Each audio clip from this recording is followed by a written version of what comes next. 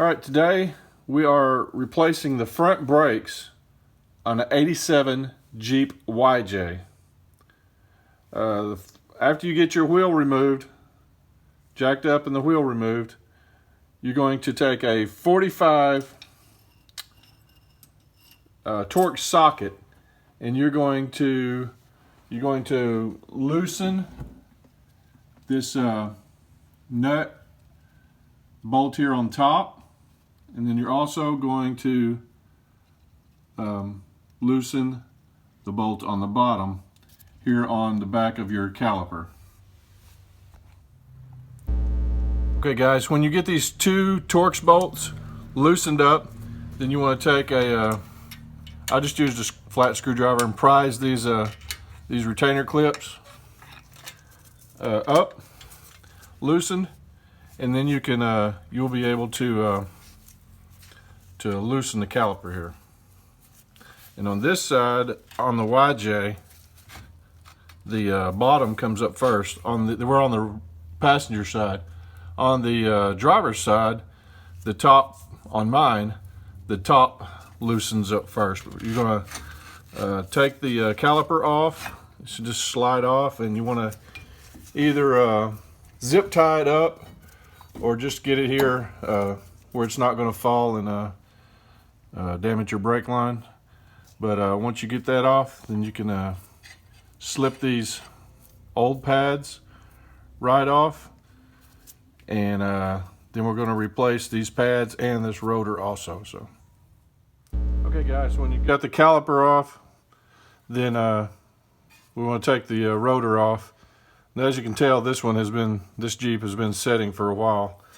That's why I'm replacing all this stuff. But you'll just kind of prise this rotor off, wiggle it, and the rotor will come off. And we're gonna, like I said, it's been setting for a while. We're gonna take and clean this all up. Okay guys, to put this caliper back on the rotor, you got to compress this piston here, and what I do is I just take an old brake pad and this tool my dad had made, and you just what this is, let me show you. We back it off here. This is just it's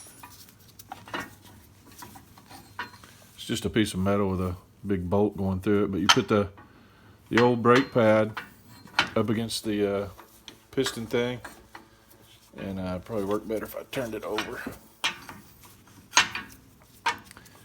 And you can actually take this old piece of brake pad off and just use the metal part, but I didn't have it. And then you just tighten it down, and the more you ratchet it down, just tighten it down, and it'll drive that piston back in, so you can fit it.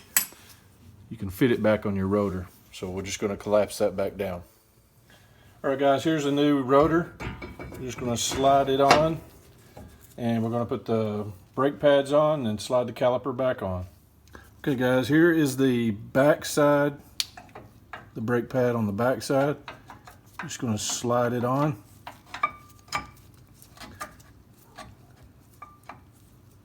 And then you get the front one and do the same thing. Just slide it on, top and bottom, push it up against the rotor. All right, guys, you're going to take the caliper, and you're going to see the top goes in first, and then slide the bottom one. And then you're going to line these Torx bolts back up on the back side, tighten them. Okay guys, we just got done tightening these Torx bolts back up on the back side. Now the next step, you want to get this retainer clip thing, get it pushed back down. One on the top and one on the bottom.